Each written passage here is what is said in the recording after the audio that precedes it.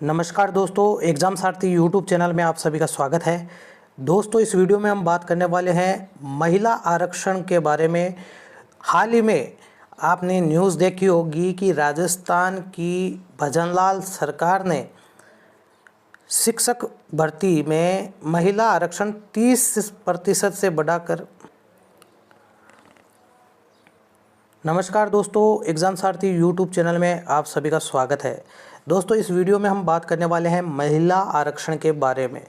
जी हाँ दोस्तों, हाल ही में आपने न्यूज़ देखी होगी कि तृतीय श्रेणी शिक्षक भर्ती में महिला आरक्षण 30% से बढ़ा करके 50% करने की तैयारी है। सीएम भजनलाल ने मंजूरी दी है।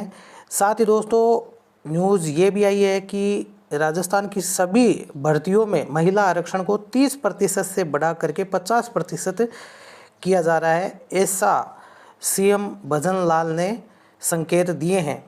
तो दोस्तों, ये जो महिला आरक्षण 30% से 50% किया गया है सारी सरकारी भर्तियों में, या किया जाने वाला है, इससे क्या नेगेटिव इफ़ेक्ट पड़ने वाला है जो मेल कैंडिडेट्स हैं उनके ऊपर।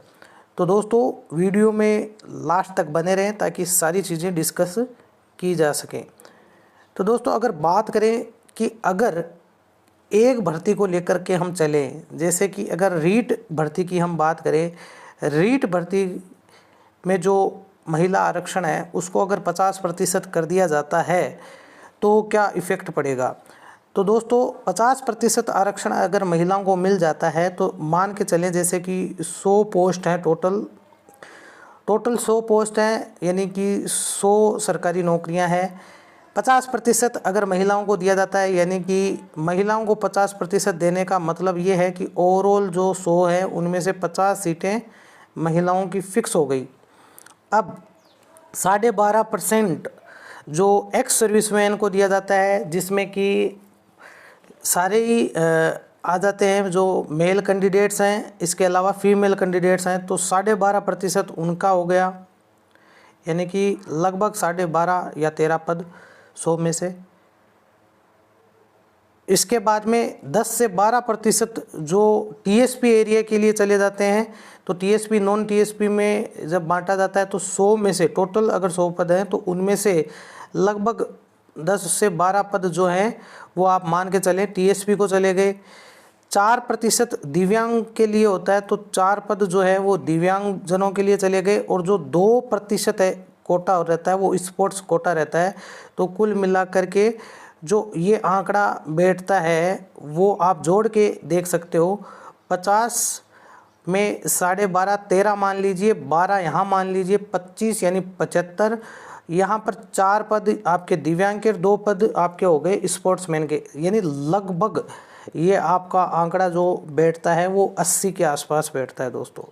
यानी कि 80 पद जो हैं 100 में से वो चले जाएंगे। बाकी के जो 20% बच्चे हैं, यानी कि 20 पद बचे हैं, उनमें SC ST OBC MBC EWS और बाकी जो जनरल कैटेगरी के मेल कैंडिडेट्स हैं वो सारे आएंगे।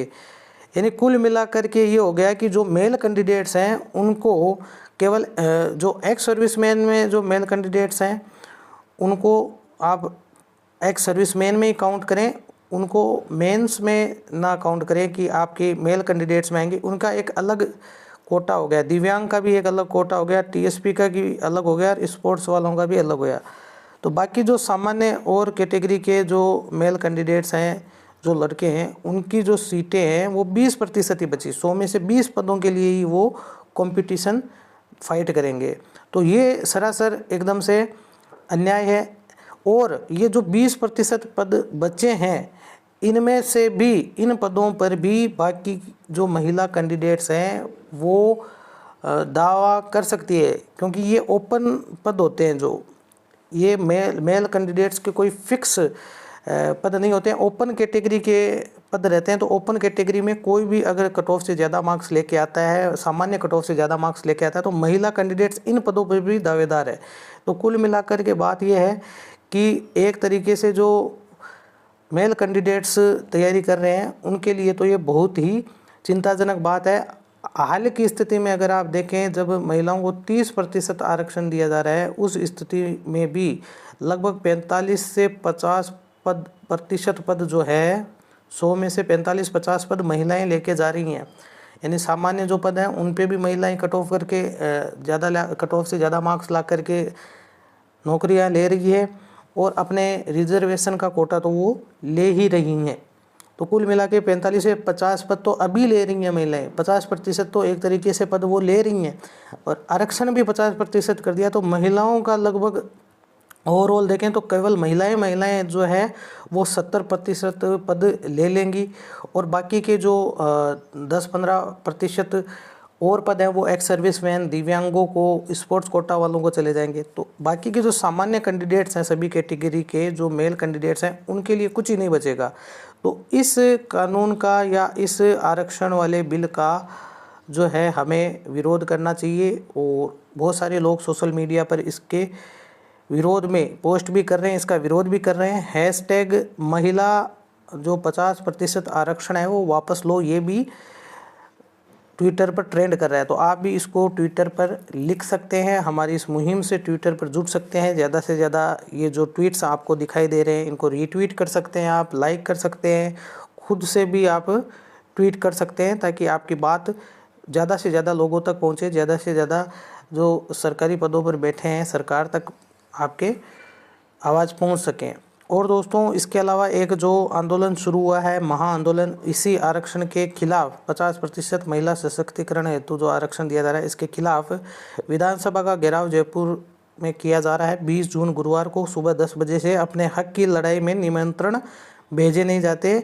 ये समस्त जो बेरोजगार विद्यार्थी है उनकी तरफ से ये महा आंदोलन किया जा रहा है, और साथ ही इसमें EORO जिसमें पेपर लीक हुआ था, SI जिसमें बड़े स्तर पर घपला हुआ था, उस भर्ती को रद्द करने की मांग भी साथ साथ की जा रही है। तो जितने भी बेरोजगार अभ्यर्थी हैं, छात्र हैं, उन सबको एकजुट हो जाना चाहिए, क्योंकि जितने भी पेपर लीक हुए हैं वो भर्तियां रद्द होनी चाहिए। ये मांग हमारी शुरू से रही है। EORO और SI भर्ती में तो जम करके पेपर लीक और घपला हुआ, तो ये भर्तियां तो रद्द होनी चाहिए। इसके अलावा जो लेटेस्ट महिला आरक्षण 50% करने का जो निर्णय भजनलाल सरकार ले रही है, इस निर्णय के खिलाफ भी सरकार को जो है घेरा जाएगा 20 जून गुरुवार को सुबह 10 बजे। तो आप ज़्यादा से ज़्यादा संख्या में विधानसभा पहुँचे जयपुर, और जो बहुत दूर दराज इलाकों में रहते हैं, जयपुर नहीं आ सकते, वो सोशल मीडिया पर इस मुहिम को ज़्यादा से ज़्यादा सपोर्ट करें। ट्विटर पर जाके, फेसबुक पे, जहाँ पे भी आपका अकाउंट है, इससे संबंधित ट्वीट ज़रूर करें। दोस्तों, वीडियो देखने के लिए धन्यवाद। वीडियो को लाइक और शेयर करें, चैनल को सब्सक्राइब कर लें आने वाले अपडेट्स के लिए। धन्यवाद।